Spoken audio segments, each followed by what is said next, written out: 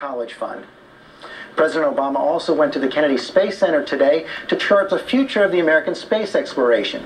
With the country about to retire the space shuttle, the president set his sights on a mission to Mars. But he's taking some heat from the first man to set foot on the moon for shutting down that program. Jake Tapper has the details. Space, the final frontier. The final frontier. It's not merely a catchphrase from Star Trek.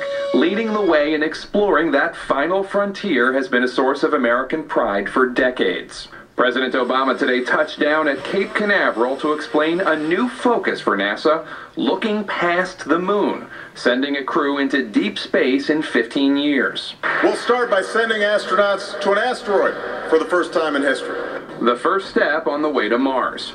In part to afford this, Mr. Obama wants to cancel the Constellation program focused on the moon. I just have to say, pretty bluntly here, we've been there before. And in the short term, American astronauts will be reliant on spacecraft from private corporations and Russia.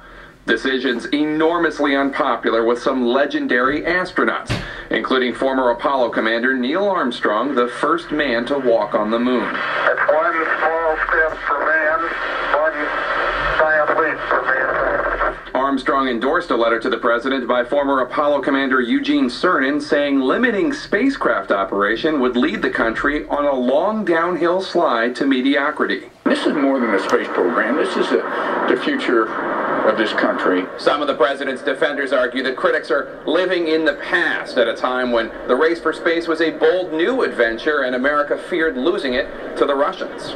The president was joined on his mission today by the second man on the moon, Buzz Aldrin, who supports the president's plans. I totally agree that we should set our sights much higher than just returning to the moon.